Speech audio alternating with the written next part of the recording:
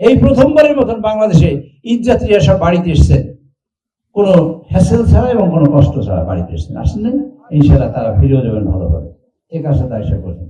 চাঁদাবাজিটা বন্ধ করেছেন হাইওয়েতে। ফ্যামিলি কার্ড উদ্বোধন করেছেন নখের কালি শুকোবার আগে।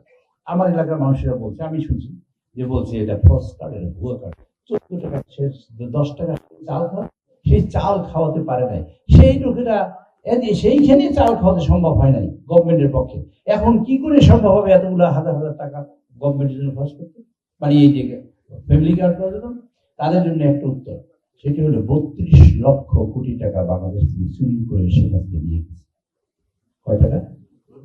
7টা বাজেট হইত বাংলাদেশের, 7টা বাজেটের পরিমাণ টাকা বাংলাদেশকে 7টা বাজেটের টাকা আমাদের সরকারকে লুটপাট করবে। কাজে এরকম ফ্যামিলি কার্ড কেন, আরো অনেক কিছু আমরা করবো সেটা দেখবেন বাস্তবায়ন।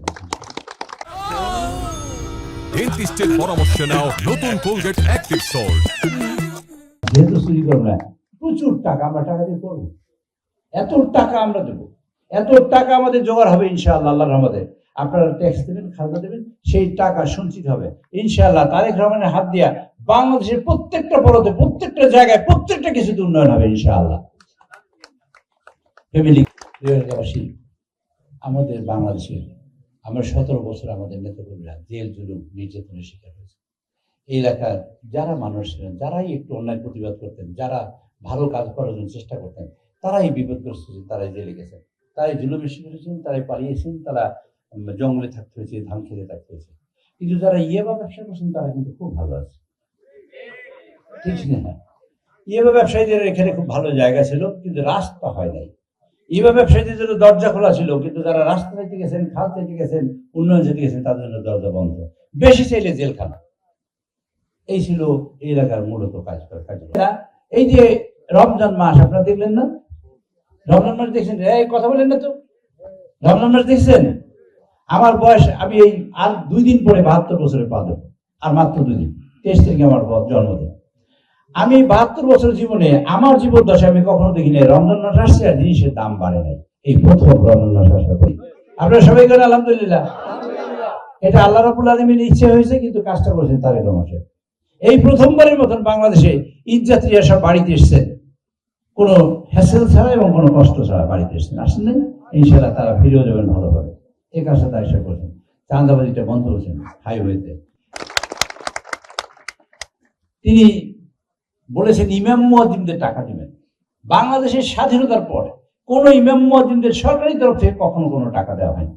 এই প্রথম ইমাম মুয়াজ্জিন, মন্দির, তারপরে গির্জা, প্যাগোডা, এই প্রত্যেক সেবায়িত এবং পুরোহিতদের টাকা দেওয়া হচ্ছে। আমরা প্রায় 9000 ইমাম মুয়াজ্জিন এবং খতিবদের টাকা দিয়েছি, কয়েকদিন আগে উদ্বোধন করেছি, এবং সেবায়িত, পুরোহিত ইত্যাদি 1500 2000 ইত্যাদি করে তার একটা স্পেসিফিক ফিগার আপনারা নিয়ে সেটা আমরা অলরেডি শুরু করেছি। ইনশাআল্লাহ পর্যায়ক্রমে সারা বাংলাদেশের মানুষ পাবে।